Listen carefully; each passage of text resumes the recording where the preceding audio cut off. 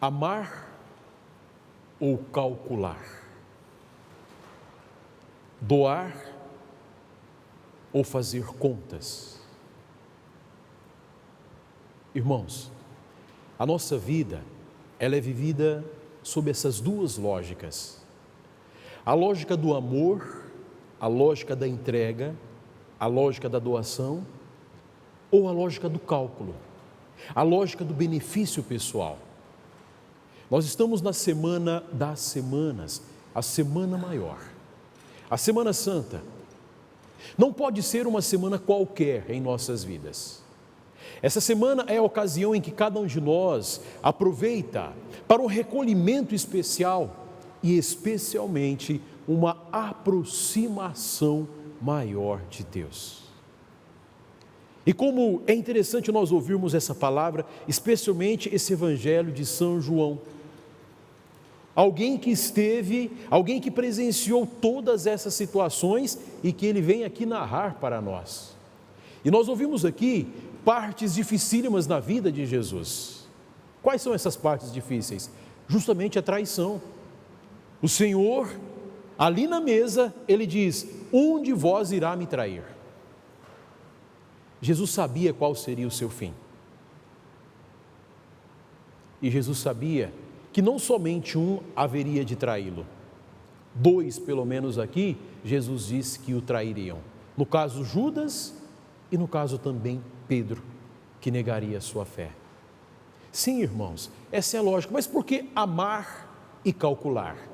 Essa Semana Santa ela é vivida como uma grande cena que a cada dia é parada para que cada um de nós possa contemplar. Ainda ontem no Evangelho, vocês se recordam, o que acontece? Aquela cena maravilhosa. Jesus está em Betânia, na casa de Maria, Marta e Lázaro. Maria vai lá e derrama uma quantidade imensa de perfumes nos pés de Jesus. Quem vê aquela cena e coloca uma crítica? Judas. Judas coloca uma crítica. Maria, que mostra que a sua lógica de vida é o amor. Judas, que mostra que sua lógica de vida é o cálculo. Vejamos bem, por quantas moedas Judas traiu Jesus?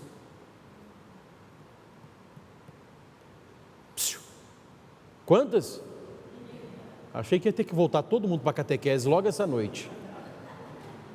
30 moedas de prata. Eu não sei se vocês se recordam, mas aquele perfume, o evangelista nos diz que valia pelo menos 300 moedas de prata. O próprio Judas vai dizer isso, ele era bom de cálculo. Enquanto Maria derramava aos pés do Senhor todo o seu amor, Judas queria para si tudo aquilo em forma de cálculo. E aí, se a gente só calcula na vida, se a gente só pensa nos nossos benefícios em nossa vida, acaba acontecendo o que, irmãos e irmãs? Aquilo que aconteceu com Judas hoje. Judas tirou até o último benefício que poderia do mestre, entregando por 30 moedas. É por isso que o Senhor diz: olha, aquilo que você tem de fazer, faça agora. E é interessante notar que todo mundo naquela sala ficou desconcertado. Assim como nós também ficamos desconcertados quando alguém que está no nosso grupo, de repente faz alguma coisa que a gente fala: meu Deus, por quê? Como assim? O Papa Francisco, refletindo sobre esse evangelho, ele diz que Judas é a ovelha perdida mais perfeita. Olha que coisa interessante. De todas as ovelhas perdidas, Judas é a ovelha perdida mais perfeita. Por quê? Porque ele foi capaz de entregar o próprio Deus por conta dos seus interesses. Mas atenção, quem somos nós para julgar Judas? Pedro, de repente, nessa cena, ele vai dizer: olha, Senhor, eu vou com o Senhor aonde fores. Jesus olha para Pedro e diz: você vai dar a tua vida por mim? Você vai me seguir? Em outras palavras, irmãos e irmãs, será que Pedro não estava olhando para Judas e talvez pensando: eu sou melhor do que Judas? Não sei. Talvez sim, nós somos assim, e nós estamos aqui nos inserindo nessa palavra. O que Jesus diz: olha, antes que o galo cante, você me negará 3 vezes. Às vezes a gente vê alguém que de fato errou, como Judas, essa ovelha perdida mais perfeita, e nós achamos que somos um pouquinho melhores, a gente vai lá e aponta o dedo. Qual é que foi o erro de Pedro? O erro de Pedro é entender que a vida humana, e que nesse evangelho, e que em todo o contexto da vida de Jesus, está o drama da humanidade. Pedro confiou demais em si, e às vezes nós confiamos também demais em nós. Pedro talvez achou que fosse bom demais, e às vezes nós achamos também que somos bons demais. Pedro talvez não quisesse trair Jesus, não fosse de sua vontade, mas Pedro sentiu alguma coisa que todo ser humano sente: medo. Medo de ser preso, medo de saber quais seriam as consequências se ele continuasse seguindo o Mestre. Pedro, por confiar em si, caiu do cavalo. Por confiar em si, caiu também na traição. E coisa interessante de notar é que tanto Judas quanto Pedro, eles tiveram o quê? O mesmo início. Tanto Judas quanto Pedro, eles tiveram o quê? As mesmas oportunidades. Porém, são homens que tiveram finais diferentes. De vez em quando algumas pessoas falam assim para nós padres, né? Padre, reza por mim, o senhor está mais perto de Deus. Às vezes mais perto do diabo também, pelas situações que nós lidamos. O que eu quero dizer com isso, irmãos e irmãs? Todos nós, independente se sejamos padres, bispos, temos a mesma oportunidade de nos aproximarmos do Mestre e termos com Ele as mesmas relações.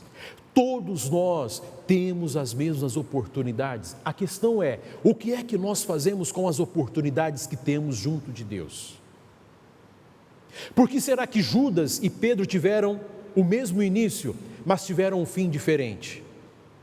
Porque Judas, quando se entregou a si mesmo e aos seus interesses, ele saiu para a noite.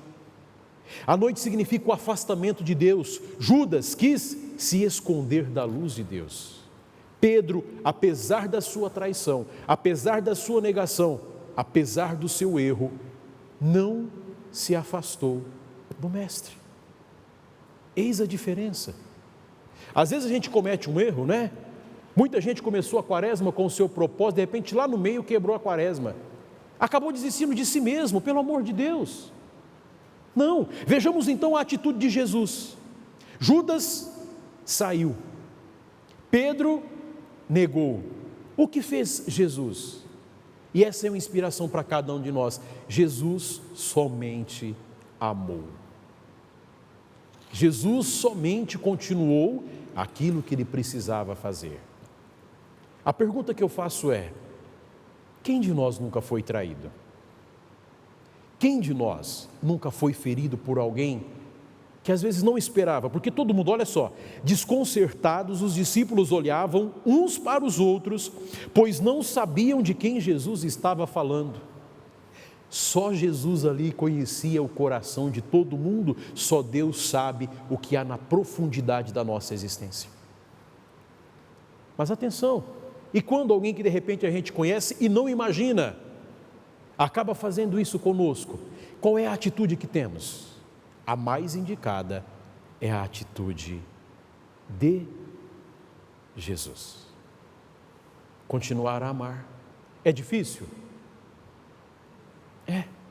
Não é à toa que Jesus deu esse primeiro pedaço de pão a Judas. Deixa eu fazer uma comparação.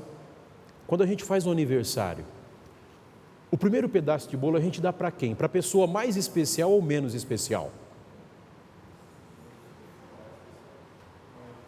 Não há comparação entre um pedaço de bolo e o que Jesus faz, mas o gesto. A gente dá para a pessoa mais especial. Quando Jesus dá o primeiro pedaço a Judas, mesmo sabendo que Judas o trairia, Jesus está dizendo: eu te amo e vou te amar. Se você sair por essa porta e decidir voltar, eu vou te amar.